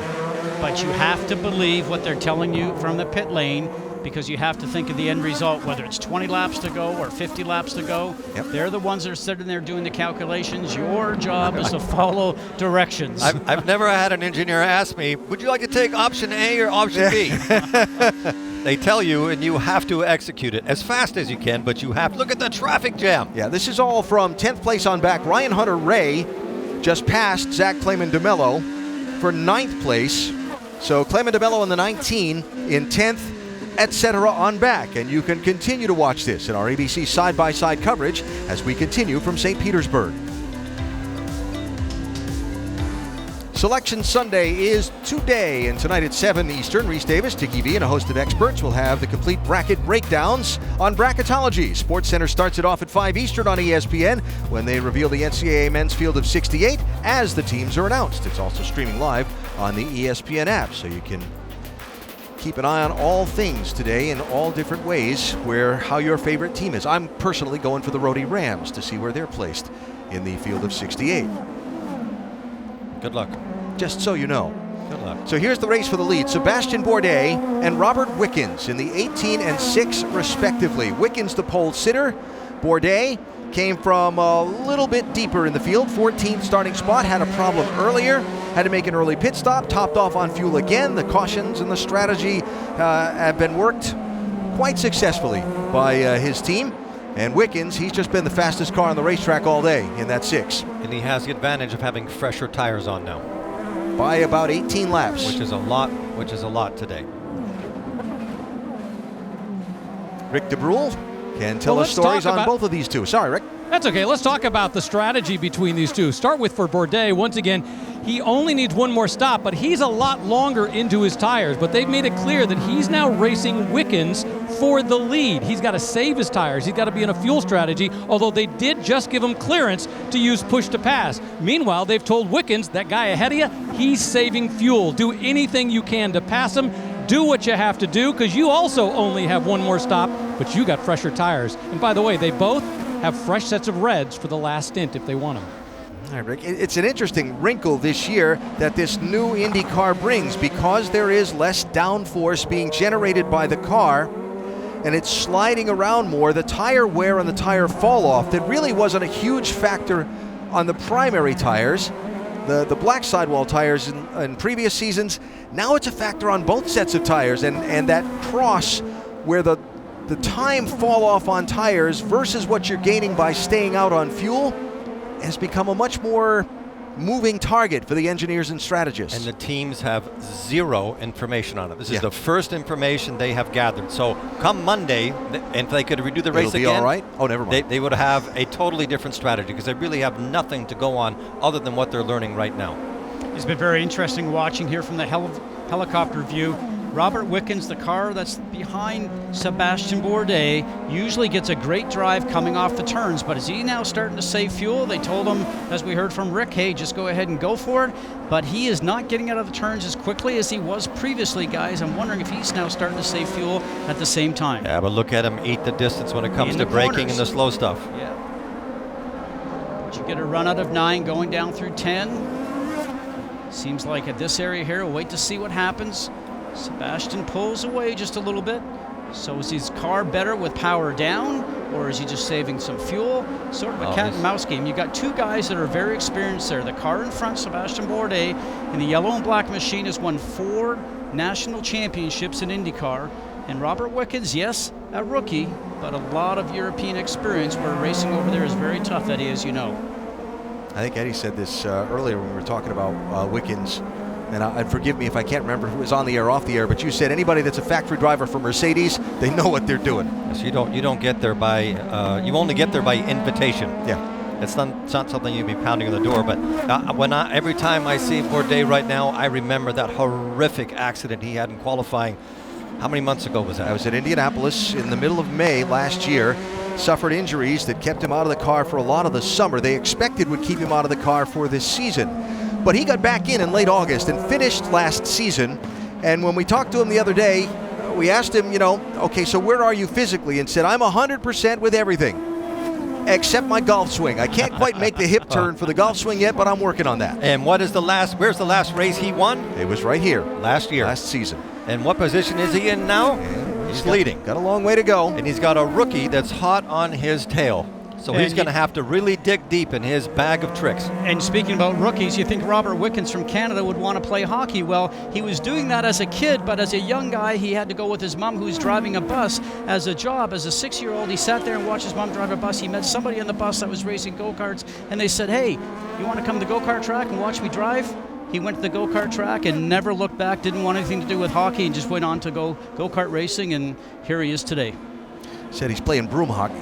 That's his thing, broom hockey. Not as dangerous. But he said there might be things in a driver's contract these days, whether you're racing for Mercedes factory or here in IndyCar, that keep you off of skates. That was my first attempt at this race.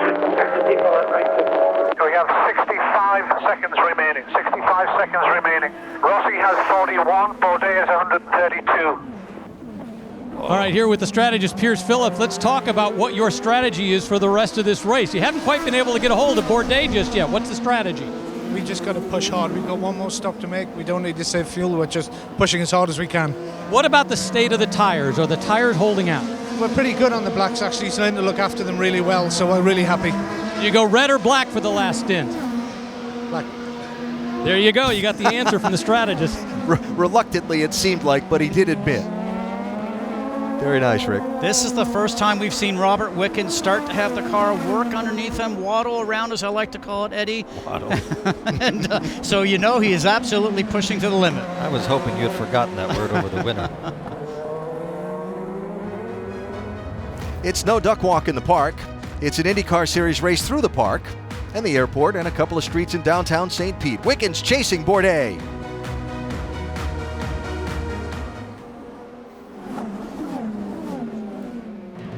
Race for the lead in the Firestone Grand Prix of St. Petersburg, the season opener for the Verizon IndyCar Series here on ABC. We'll be back with you for the month of May at the Indianapolis Motor Speedway, the road course race, the IndyCar Grand Prix on May 12th, qualification weekend on the 19th and 20th, and then the 102nd Indianapolis 500. Telecast presented by Firestone. Sunday, Memorial Day weekend, 11 a.m. Coming up on March the 28th is the open test on the oval for this new car for the first time.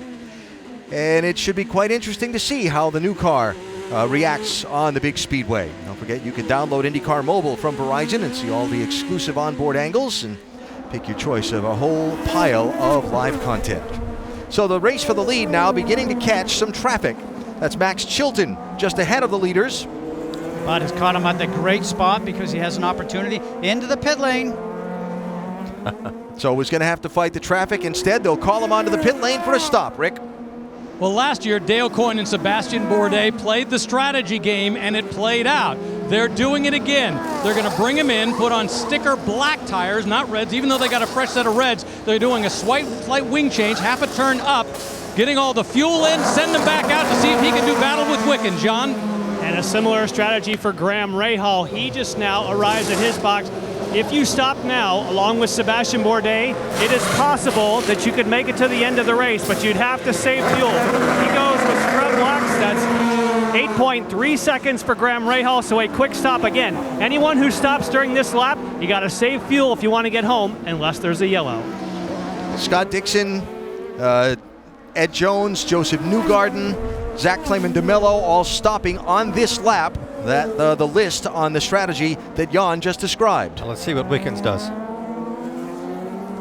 Scott Dixon, a pass-through penalty. I'll double-check what it's for, but a pit speed violation. All right, for Dixon. So the tough day for the four-time champ continues. For right now, for Wickens, he's going to be told, he knows it because he's an experienced driver, this is when he needs to lay down some great laps so he can hopefully have a lead in front of Sebastian Bourdais when he comes out of the pit lane. So right now, he's going to be pushing as quickly as possible. I'm going to watch to see if his time is actually going to go down. But you're asking a lot from him because his tires are old and he's been pushing hard. So he's going to have to drive very gingerly to get that speed out of it. Maybe he'll start using that push to pass more often.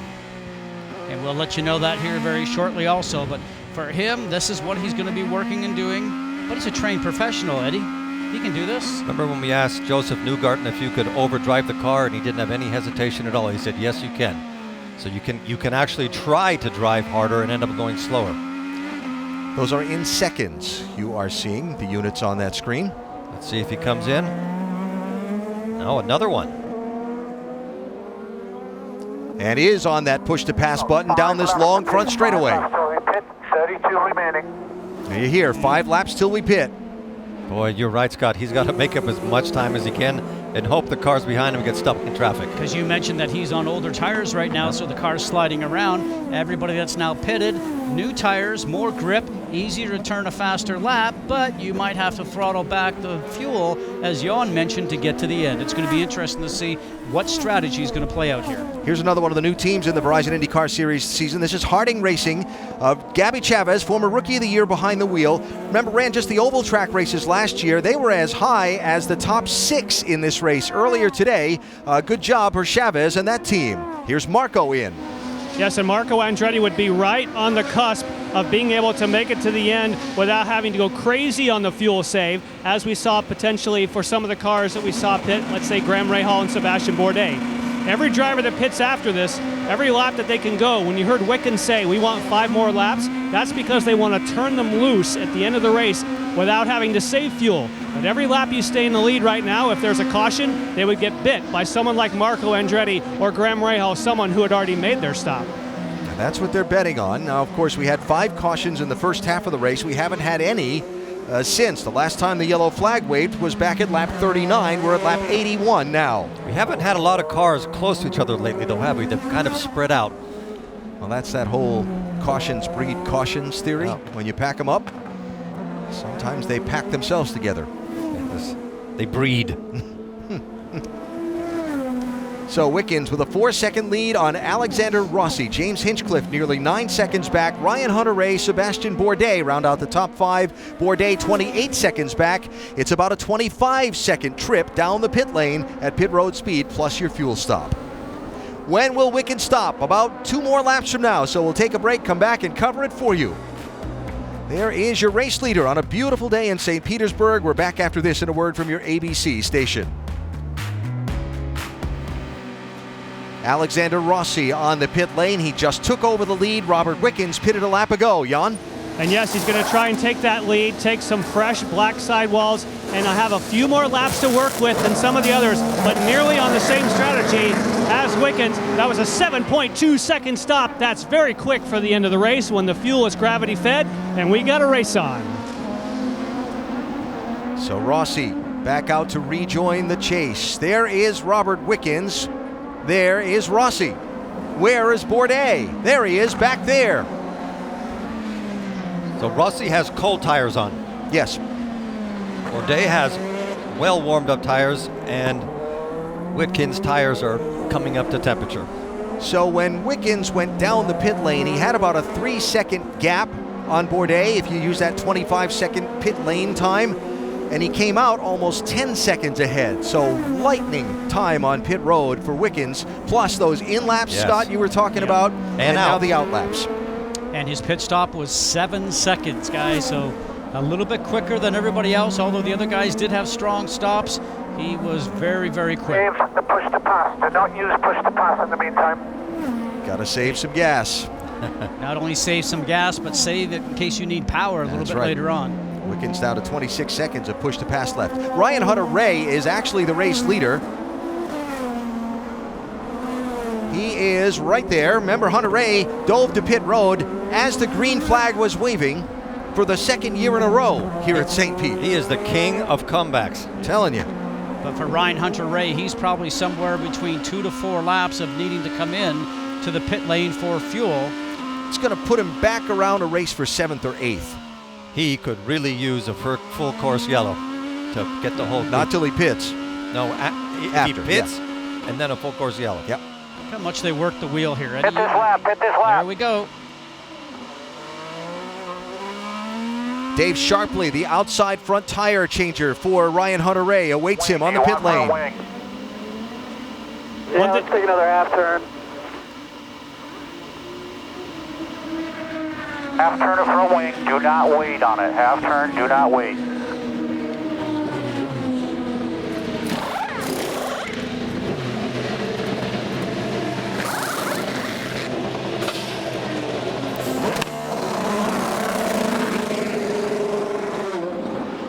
I wouldn't do that for all the all the tea in China. Exactly. There's cars going by you at 50 miles an hour. So after Hunter-Reay pits, Wickens cycles back to the front of the field with 25 laps to go. I don't think Rossi is gaining on him at this point. Well, times are very close right now, within a 1/10 of a second of each other. Wickens 26 seconds of push to pass left. Alexander Rossi 20. So they're very close in speed, very close in push to pass. How many seconds are left for Bourdais? Seb has a minute 25. That's a lot. So he's got a more. lot of time he can lean on it.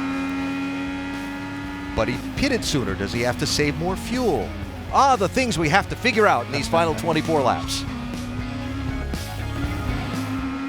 At the Firestone Grand Prix of St. Petersburg, 22 laps to go. You're looking from second up to first. Alexander Rossi chasing Robert Wickens into the late stages of this one. Both expect they've made their final pit stops. We thought the race was between Sebastian Bourdais and Wickens on pit road, but Wickens' team made that quick work.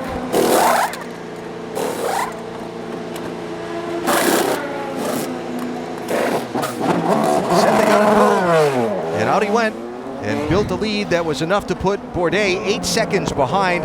I know it's not over yet, but Robert Wickens is our Firestone Durable Driver of the race. Guy in his first ever Verizon IndyCar Series race. He's led 50 of the 89 laps. He won pole position in a chaotic qualifying session. And he's having the best day of anybody out here so far, Rick. Indeed he is. We're standing by with Sam Schmidt, co-owner of this team, and talking about the fact in the offseason you decided to blow everything up. One of the things you did was go hire a second driver. You didn't look for a paid driver. Now, I would normally ask why Robert Wickens, but I think we can see that. But let's ask, where did you find him? Why did you decide to take this guy in the offseason? Well, he won the Formula 3.5 championship back in 2003, and actually Rossi finished 4th in that championship. And then the last 6 years with Mercedes DTM, great success there. Not big endurance driver, and those cars have very low downforce, and he's got a highly technical background, so it was the perfect storm for us, and his relationship with James didn't hurt either. All right, let's talk about the fact that it wasn't just drivers you added. You also added a lot of new crew members, and those guys on Wickens' team just turned in a ridiculously fast stop. You made a lot of changes.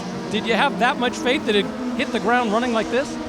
Yeah, no, literally 50% of the guys over the wall here are new and mixing, matching, but they've been working their tails off ever since the checkered flew at Sonoma, as far as pit stops and crossing every T and dotting every I. Oh, sorry, a little spasm, but great to see our long-term team sponsor, Lucas Oil, on the side of this thing, 14 years, and a new one in Flex Box. So, I've learned a long time ago, you can't catch your chickens before they hatch, and this is going to be a hell of a race for the end. All right, once again, Sam Schmidt hoping that his driver can hold on.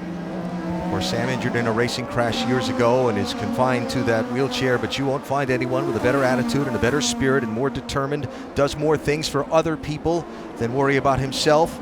And watching his driver try to hold off an Indy 500 winner, Alexander Rossi, has the radar lock on Robert Wickens. He is reeling him in slowly every lap. 2 to 3/10 of a second, Alan. I've been watching the times here, and it's just a creep. Now, you're not going to get such a big gain here because these guys are professionals, Eddie, and they very seldom ever make a mistake. What we're talking about here is just a little handling of the car, how quick you can get your foot on the gas, or maybe sliding through the turn, but he's inching his way forward. Rossi has 2 things to do. The first is to catch him and put himself in position, and the second is to pass him. They are 2 totally separate things. But while he's doing that, he has to make sure he keeps his tires under him. If you start pushing too hard, you're in trouble. Look at him. Look, he's right on him now. But now the air is dirty. He's got a different line. And I do want to add that tires, I was thinking about this just in the last break when we went through all this. For Wickens, it seems like his car is tremendous on new tires. I think we noticed before with Sebastian Bourdais that the tires seem like they have gone off on Wickens' car when he was chasing Sebastian. Couldn't get the power down. Is Wickens going to start to back up as his tires start to wear? Has Rossi got a car that's maybe better towards the end? That's what we're waiting to find out. Great battle. All right, we'll continue to track this fight for the lead. As we go to break, side-by-side coverage continues. Wickens and Rossi at the head of the field, 9 seconds clear of Bourdais in third. March 25th, ESPN2 with the Formula One season opener live from Down Under, the Australian Grand Prix. Our coverage presented by Mother's Polish. Lewis Hamilton, Mercedes, Ferrari, maybe Red Bull. Has the makings of an intriguing season for sure. And stay up late. The Australian Grand Prix coming on March 25th. Here at St. Petersburg, Verizon IndyCar Series season opener. A chaotic start. A lot of drivers had trouble. One of them who's made the best recoveries, the car looking out the front here, that's Graham Rahal. Remember, he had contact down in turn 1 at lap 7, went all the way to the back, had problems in qualifying, didn't finish, started last in the field. Now here he is racing in 4th position with 15 laps to go. With a strong car underneath him, Scott. And a guy that has a lot of push to pass left in his bank, but unfortunately he pitted back in lap 77, probably doesn't have the fuel available to be able to take advantage of that, so he's probably doing a little bit of fuel conservation right now, but still going to come out with a great finish, as Alan mentioned. Up 20 positions from where he started. Bourdais, another one, had trouble early in the race. Remember, he had a puncture, had to make an extra pit stop, has rallied up from deeper in the field. Rossi had a 12th. Qualifying penalty, did Rossi, as did Marco Andretti.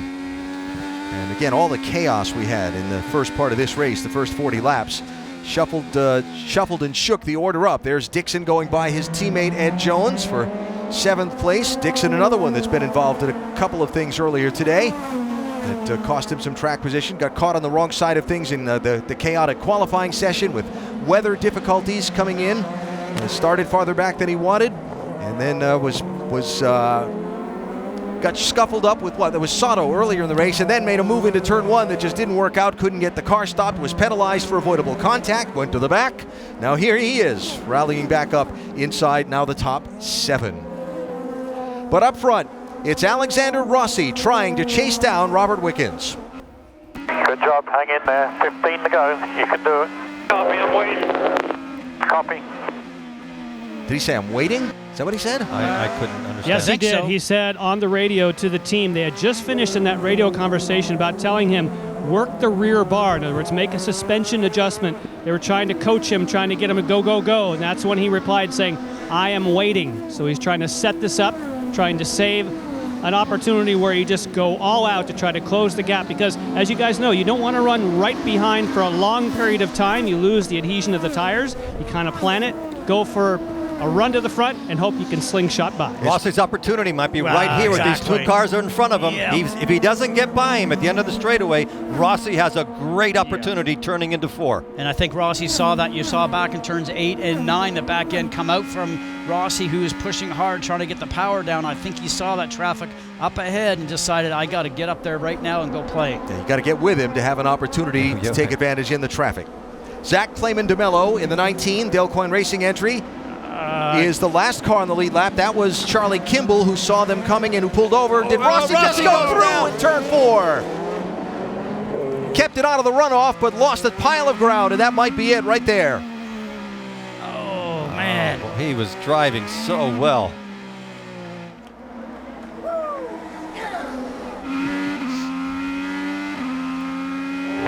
Here's a replay.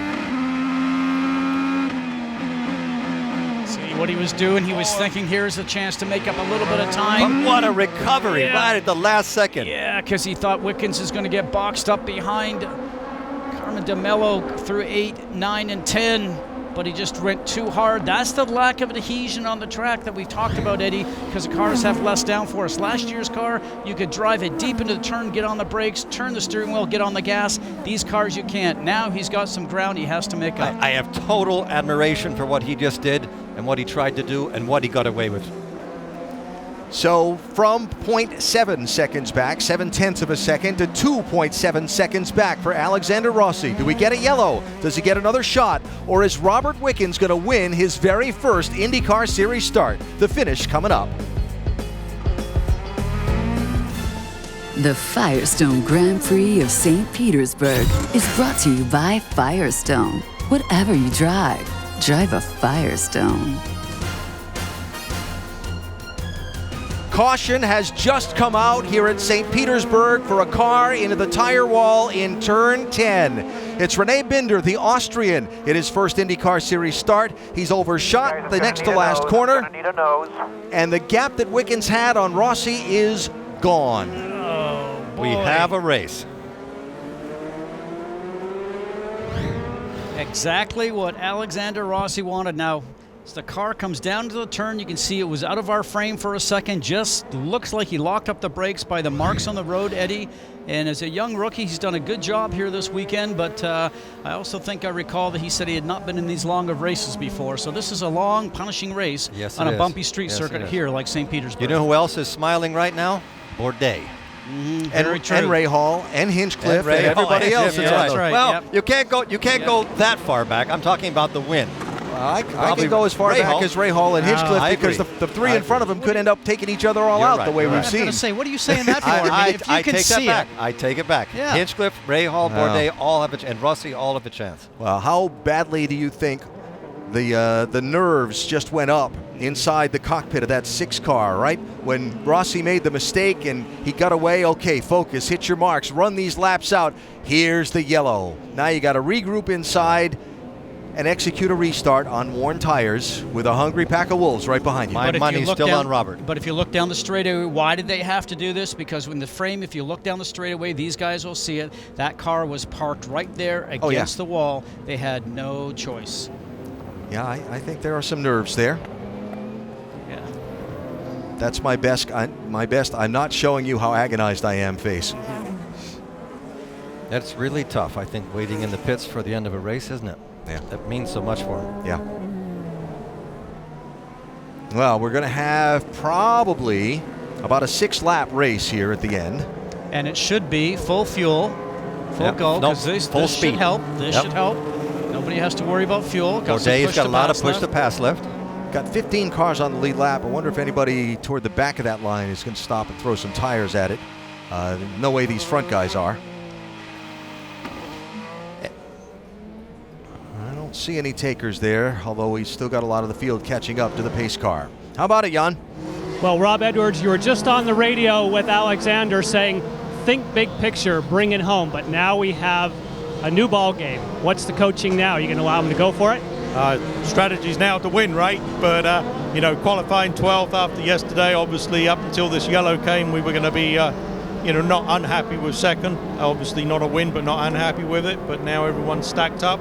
Time to go racing again. You were telling him to work the rear bar. What is it of the car that he wanted to get more grip with? Rear was sliding a bit, and so we were just trying to bring the car back in balance again. Okay, so it's a new opportunity for Alexander Rossi.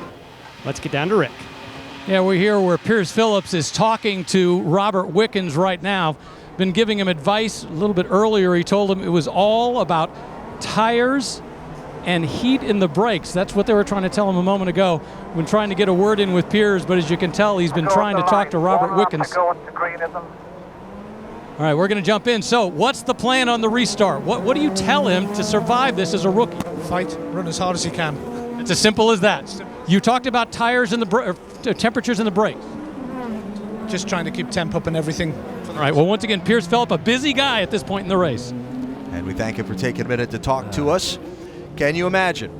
Yes. You've been this dominant all day. Now you've got your rookie driver with a very hungry Alexander Rossi behind him, who was one of the best at the end of the season last year in fighting to be up front. You want to find a way to get the W. His engineers summed it up perfectly. Fight. But pits are open here. It's lap cars that are coming down the pit lane here. Clayman DeMello, Kimball, Piggott, Veach, all those cars are one lap down. So Alexander Rossi, after seeing it potentially slip away, has a new lease on potentially a trip to victory lane. Good news is we'll be right with Robert. The bad news is that Bourdais will be right behind us once they do wave bys here. Summed up pretty well. Yeah. Good news, bad news. Have you noticed how the messages from the pits are getting shorter and shorter? Well, you know, it's all what we're thinking in the cockpit right now. You know what you need to do. You know the job that has to be done. But for Robert Wickens, the start was wonderful. The restart was great. When you can pull away in the start from a guy like Will Power, he timed it correctly. Everything has been perfect, and everything that he's done here today, he just has to do it one more time. So his biggest problem is don't get past at the start. Be clean in 1, 2, and 3. Once you get to 4, then he can. His tires have come up to temperature. He can start to drive defensively. And then be perfect. Be perfect for the next few laps. That's all I'm asking. That's all. That's all. Nothing more. All right, we're about half a lap away from the restart. Just a couple quick things to tidy up here, and then we can focus on this fight for the win. Normally, you come to St. Pete, Team Penske dominates. Very difficult day for them today, and they will not finish very well. Joseph Newgarden, the highest runner right now for Penske, in 9th. Will Power 10th. Simon Pagenaud 15th. Tough start to the season for the captain, not what they're used to at St. Pete. Hondas have dominated, the Penske's being the lead Chevrolet team for the most part. When they struggle, it's not probably going to be a great day for the Bowties, and Rogers' team there is how they're running into these final laps. It'll be a long Monday there. All right, up front. They have just waved off the restart, so it's now going to be a 4-lap race to the finish. It's one more lap to put pain in you and think about this. Put pain in you? Is that what you just said? Look how the drivers are not going off line, so they don't pick up any of that rubber. Yeah. Those bits of rubber. Yeah. A lot of marbles out there. You don't want any marbles on your tires turning in. And getting offline in turn 1 has been tricky today, right? We saw one of the very best out there, Scott Dixon, have troubles trying to go low and get it slowed down to make an under-braking pass. But Alan, it started working towards the end. They've started putting rubber down, and I've seen a few cars pull it off. Well, the guarantee will be not just 1, but probably 2 or 3 cars wide going down there. And we've seen, as you mentioned, going down the inside. Will they make it, or will they slide through, take somebody out? That's all the thing that's in your mind as a leader of the event. Turn 1, the end of the runway here at Albert Whitted Airport. Runway 725. Runway's numbered for the degree on the compass that they face. Slippery 725. Yeah. And the hard end of that is where turn 1 is, and one of the better passing opportunities here at the course. There's also turn 4 that's proved very tricky on the weekend, and where they're coming now, turn 10. That is a hard braking point. So 4 laps to go. Will it be the rookie, Robert Wickens of Canada, or will it be the Indianapolis 500 winner, Alexander Rossi? Sebastian Bourdais, last year's winner in 3rd. Graham Rahal, can something happen that he can take advantage of? We will find out as they come to the green flag to settle it out here in St. Pete. Oh, Rossi with a slide, and what a solid job on the restart so far for Wickens. He diamond turns 13 and 14 again, was able to get the power down a straight line sooner than Rossi. Push the passive active. Oh, and there's a car in the barrier. He's got it running. That's Max Chilton. Can he keep it running? No, he stalled it. Oh, no. Wickens has got to go through this one more time again. No, diming it again. Good power down. He's thinking Yellow is out for Chilton's stalled car. And we're not done yet. It's going to happen. She goes, man, are you kidding me? Here's how I see this, right? They got to get the safety truck out, get Chilton's car fired, clear the course, give 1 to go. We might have a 1-lap race to the finish of this one. But he has the confidence that he did it perfectly. I think he actually accelerated before the zone where they're supposed to accelerate. There's 2 cones where he's supposed to accelerate in. Well, I like the system it is right now. You come off that last turn, it's time to go racing. If you do that cone system where you all come up here to the front stretch, you're sitting duck, I totally agree. And it's never agreed with it, but that's what we always had. Field goes by. Safety team working to try and get that starter gear engaged on the 59. It fires up. Chilton will drive away. We should get the 1 to go signal at the line, and that will bring us around for the restart with 1 lap remaining in the race. They're going to go this time. They're going to restart this time. Lights out on the pace car was just the command. Going green this time. Pace car lights are out. Going green. That's a good call. Pink 4. Very good call. So it'll be 2 laps to go. Kyle Novak, the new race director for the Verizon IndyCar Series, one of the many changes this year after Brian Barnhart, the longtime race director, has moved on to be team president at Harding Racing. Novak will call the green flag here. Rossi trying to stay right with Wickens. Here they come as the pace car heads to pit road. Green flag, 2 laps to go. Rossi's close enough. Looking, turn 1. He slides, there's contact. Wickens spins. Bourdais goes through. Sebastian Bourdais is leading with Graham Rahal behind him.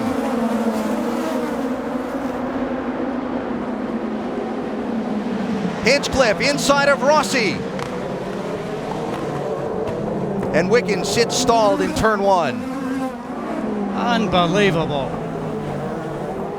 Yellow for Wickens' car. Full course yellow, pits are closed. Wow. Oh, man. And that should do it for Sebastian Bourdais. He's going to get the caution at the white flag. 2 years in a row. How about that?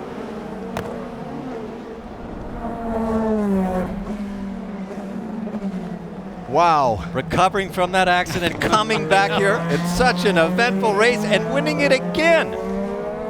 You know what he's thinking, though, when he saw those guys go around from him, he takes the lead. Are you kidding me? Flag, Sebastian. I believe this is white flag.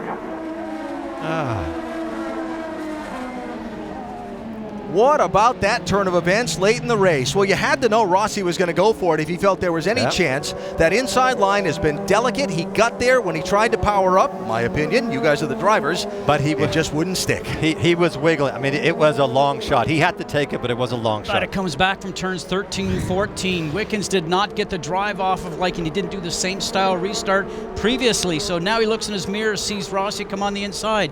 Perfect line here, but Rossi's already sliding. We talked about less downforce in the car, and just hits the back end of Wickens. Yeah. See, he didn't have this run on him last time. He had no choice. He had to go for that. He had no choice. This is where he starts to slide. Yeah, fans love it. Listen. What a great race. See, he wasn't this close. This will show us. This will show us.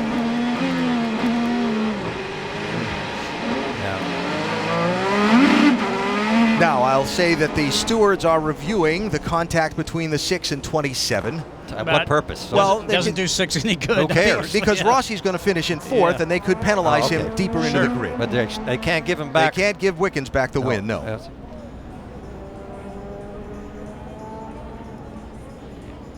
Wow. Well, this day has had more than I think the word you used on the opening was chaos. I've repeated it several times. We finish in chaos as well after a late restart. Now watch this. You nailed it, though, front, Scott. You nailed it. He usually is diming this, comes out of the diamond like a motocross, and he's gassing it now. No, but what happened the time before, he got a jump on him. This time he didn't let him. He was right on his gearbox. And he was close enough that he could make a run for it. And when he went, he just went, I'm going. Kind of like Kanan did at Indy and got away with it. Checkered flag for Sebastian Bourdais. his second win in his hometown of St. Petersburg. He lives just a few miles from where the race course is set up. He says he's proud to be from St. Petersburg. He's proud to represent the city. I'm proud to be a St. Pete resident. Do, but take good care of that thing. Don't overheat it, okay? And must be the team owner. After what we saw in Indianapolis last May, here he is in victory lane. How cool is that? And just to define it, that was a horrible moment in his career. To be able to recover from that and come back and win again where he started that run last year. A great race car driver. Hometown crowd there, bud. Nicely done today. Now, it's not like he backed into the win because he led the second most laps in this race, got behind on an exchange of pit stops earlier, and just was a little too far back to catch up, but he was in position when the leaders in front of him tangled. And that's all you have to be there. Yep. You have to be close. And you said, well, the first couple of cars come up to the restart, but you know from doing this, if you're third, fourth, if you can see and sniff the leader, you think you can win this thing. I cannot say that Rossi did the right thing. He did the only thing he could. That was for a win. Have to be just gutted for Robert Wickens. What a drive today. Everybody knows his name now here in the IndyCar audience, but Sebastian Bourdais is going to celebrate in victory lane. As we take a look at the final finishing order from today's race, Graham Rahal comes back for second. Hunter-Reay was on pit road when the green flag waved. He comes back for fifth.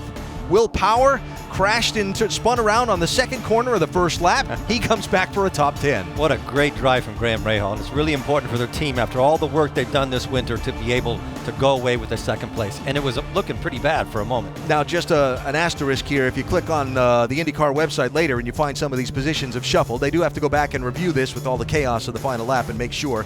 But this is how they're scored at the moment, with, of course, Sebastian Bourdais getting the top line on the chart. You know, it's interesting because I think this new car has taken maybe some of the advantage away from some of the big teams. Wickens, you see there, marked in the 18th spot, and a rookie could have won this race today. We have a bit of the changing of the guard going on, Eddie, with 7 rookies here so far. Yes, Matthias Lace is at the very end of it, but I count for him to possibly win a race this year. It was exactly what his teammate Tony Kanaan said earlier this year. I would not be shocked if Wickens sticks his nose up there very often this year for a win. Stewards have reviewed the contact between the 27 and 6. No action will be taken. So it's racing. For me, that was a racing. He didn't run into him. They just were fighting for the same piece of track. What a great win. I'm so proud of that. You spend time in the hospital. You know what it's like sitting in a hospital bed when somebody else is driving a race car. Well, when we saw him crash at Indianapolis, I was just concerned about his existence. Yeah. That was such a hard impact. Really worried for him. And then, honestly, at his age, I thought he might even think about retirement, but he's come back stronger. Congratulations from Scott Dixon. A lot of camaraderie in IndyCar. Coming up to basketball momentarily, NBA Countdown, and then, of course, the Warriors and the Timberwolves on the way momentarily here on ABC. But we want to hear from the winner. You can, I think, see the emotion and the exhaustion that's been taken out of him by, no doubt, a quick thought of where things were back in May and where they are now in victory lane.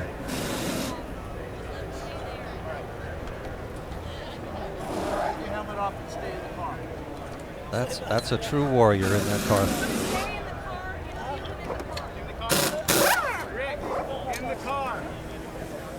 I think Seb wants a minute to just rest after that hard-fought day. Is that his dad? That's great to see.